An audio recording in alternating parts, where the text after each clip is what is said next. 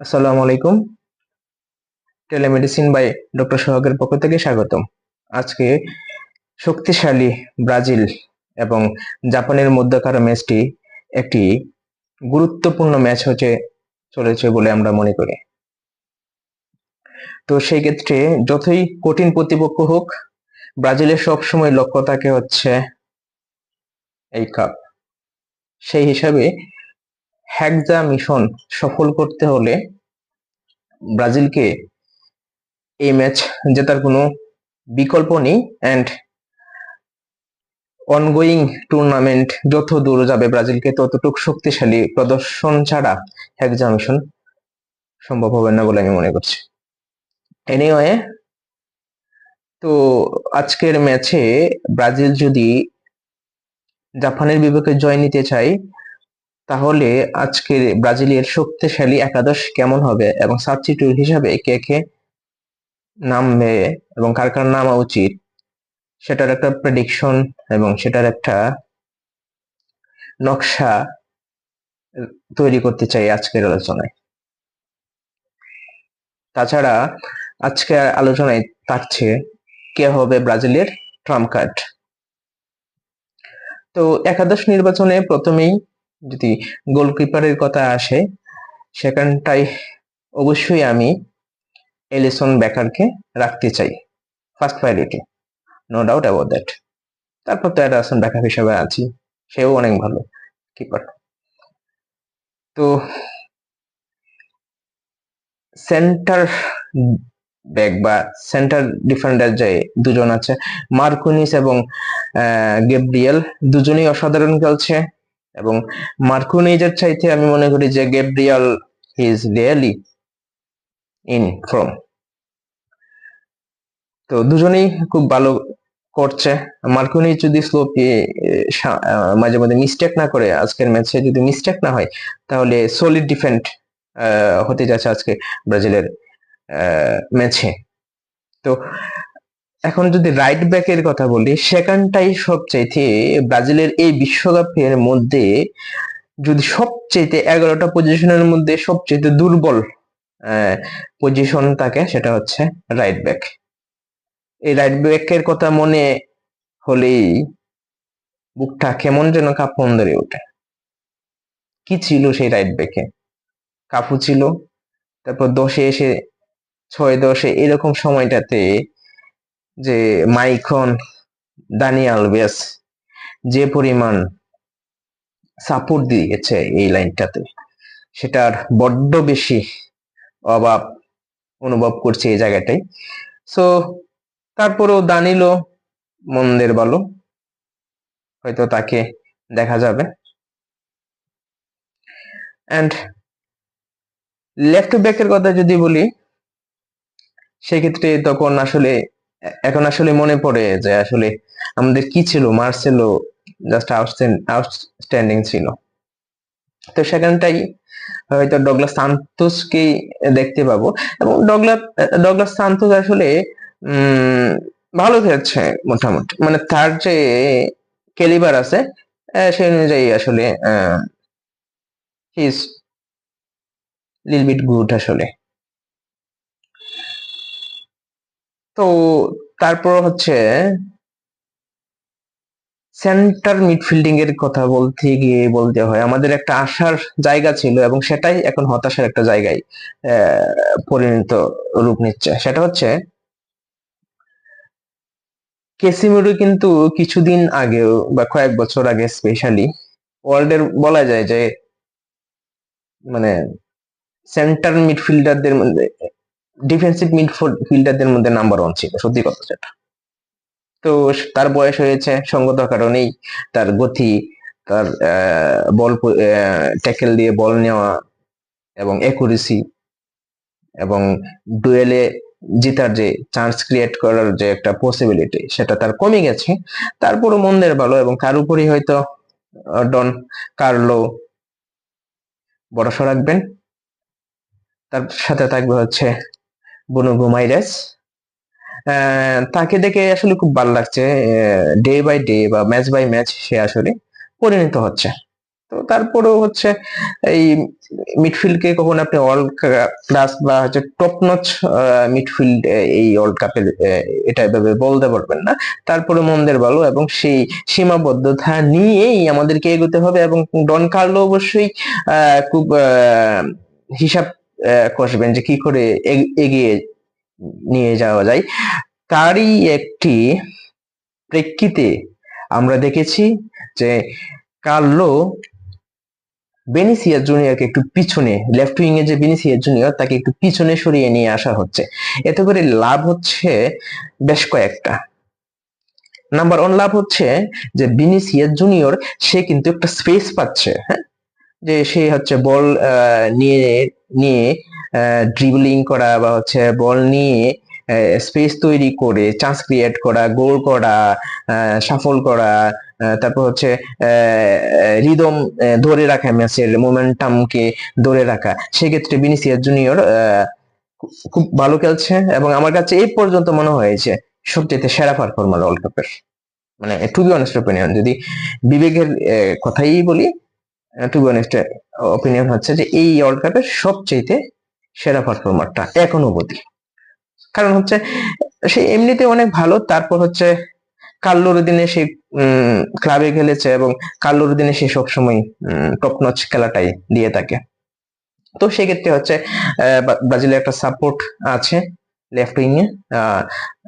Vinicius junior অবশ্যই starting এ শুরু করবেন, নো ডাউট অ্যাবাউট দ্যাট। এখন আসা যাক অ্যাটাকিং মিডফিল্ডে কে থাকবে। এখানটায় ব্রাজিলের আরেকটু দুর্বলতা আছে। অ্যাটাকিং মিডফিল্ডে পাকুয়েতা আমি বলবো যে একেবারেই ফ্লপ। মানে এই বিশ্বকাপে আসলে পাকুয়েতা নিজের নামের প্রতি সুবিচার করতে পারছেন না। সো এখানটাই সম্ভবত একে দেখা যেতে পারে, রাফিনহাকে দেখা যেতে পারে। আর একটা কনক্লুশন এখানে অ্যাড করা উচিত, যদি আজকে নেইমার ফুল ফিট হয়ে থাকতে পারেন তাহলে হয়তো এখানটাই রাফিন নেইমারই হয়তো শুরু করতে যাচ্ছেন অ্যাটাকিং মিডফিল্ডারে প্লে মেকিং রুলে।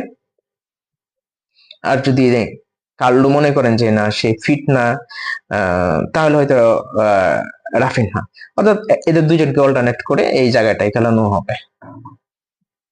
আর রাইট উইং এ আমার সবচাইতে পছন্দের মানুষ হচ্ছে রায়ান এই ওয়ার্ল্ড কাপে আসলে।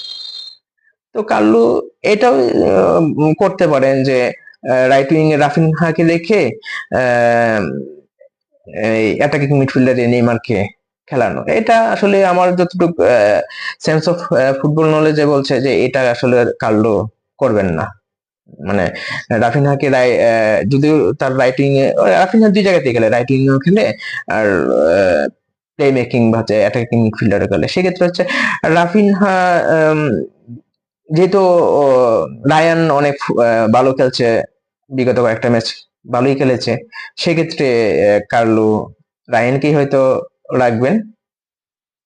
তো অল্টারনেট করে এই জায়গায় এদের তিনজন হয়তো অল্টারনেট করে খেলবে। এখন কথা হচ্ছে হুইল বি দ্য নাম্বার 9। সেখানটাই undoubtedly Matheus Cunha, he is just amazing and he will be increasing his goal scoring ability day by day. So I think he will be a great asset for this match for taking score increase. তো এই স্কোরকে increase করতে আসলে Matthews Kunia, যিনি খুব ভালো ফর্মে আছেন, খুবই পজিটিভ খেলা যদি ব্রাজিল খেলতে পারে এই ম্যাচ থেকে অবশ্যই ভালো রেজাল্ট আশা করা যায়। তো এখন কথা বলবো সাবস্টিটিউট হিসাবে কে কে আসতে পারে। সাবস্টিটিউটার হিসাবে কে কে আসতে পারে সেটা তো অলরেডি কিছুটা বলে ফেলাই হলো, যে হয়তো রাফিনহা আর নেইমার দুজন হয়তো অল্টারনেট করে খেলতে পারে। রায়ান যেহেতু ভালো ফর্মে আছে, তো রায়ান স্টার্টিং করলেও হয়তো যেহেতু জাপান খুব শারীরিকভাবে তারা অনেক পরিশ্রমী এবং খুব শক্তি সামর্থ্যের অধিকারী, টু বি অনেস্ট অপিনিয়ন, সেক্ষেত্রে জাপানের সাথে শারীরিক যুদ্ধ একটা ব্রাজিলের, সেই যুদ্ধ ব্রাজিলকে জয়ী হতে হবে, নতুবা will be tough to win. তো সো সেক্ষেত্রে রায়ানকে রাইট উইং এ শুরু করলে হয়তো শেষ দিকে আমরা এন্ড্রিককে দেখতে পাবো। আর যদি কুনিয়া ভালো গেলে অবশ্যই 90 মিনিট সে খেলবে। মেথিউস কুনিয়া যদি কোনো কারণে আজকের দিনটা ফ্লপ যায় বা হচ্ছে ব্রাজিল যদি স্কোরিং এ খুব ভালো ব্যবধানে এগিয়ে থাকে বা না থাকলেও শেষ দিকে আমরা হয়তো গ্যাব্রিয়ালকে দেখতে পাই। তো এই হলো ম্যাচের একাদশের কথা। সো আজকের প্রেডিকশন কি, যে আজকে কে ট্রাম্প কার্ড হইতে পারে? যথারীতি obviously Vinicius junior trump card হবেন, এন্ড গোল স্কোরিং এ এবং ম্যাচের ভাগ্য নিয়ন্ত্রণ করতে পারে মেথুস কুনিয়ার দারুণ finishing. And on the other hand, who never knows, যে নেইমার, একটা কথা আছে, form is temporary but class is permanent. হয়তো নেইমারের একটা কি পাস বা একটা কি ডিগল বা বক্সিং এ, বক্সের ভিতরে ম্যাজিক্যাল একটা মোমেন্টাম ক্রিয়েট করা, কিংবা জালে বল ঝরানো, কিংবা কয়েক ডিফেন্ডারকে ফাঁকি দিয়ে একটা কি পাস দিয়ে অন্যকে গোল করানোর যে এক ট্যালেন্টেড প্রতিভা আমরা নেইমারকে আগে দেখেছি, সেই যদি তার সেই অ্যাপ্লিকেশনটা করতে পারে, I think Brazil will be successful. Anyway, তার মানে হচ্ছে আমার আজকের প্রেডিকশনে তিনজন প্লেয়ারের দিকে নজর থাকবে। নাম্বার 1 বেনিসিয়াস জুনিয়র, নাম্বার 2 মেথুস কুনিয়া, এবং নেইমারের ম্যাজিক্যাল মোমেন্ট। কারণ নেইমার অবভিয়াসলি সে 90 মিনিট খেলবে না, সো যতক্ষণই খেলুক ম্যাজিক্যাল মোমেন্ট গুলো সে এক্স ফ্যাক্টর হইতে পারে ব্রাজিলের ক্ষেত্রে। আর স্কোর প্রেডিকশনের ক্ষেত্রে আমি বলবো ব্রাজিল 2 এন্ড জাপান 1। এন্ড ব্রাজিলের এই বিশ্বকাপ যাত্রা আজকের ম্যাচ দেখে অনেকটাই ধারণা করা যাবে যে how long way to go. ঠিক আছে, সবাই ভালো থাকবেন। এন্ড আমরা ব্রাজিলিয়ান সাপোর্টার যারা আছি তারা চাই এই যে এইটা না, আসলটা লাগবে। থ্যাংক ইউ সো মাচ, ভালো থাকবেন সবাই, এবং শুভকামনা প্রিয় দল Brazil. Thank you so much.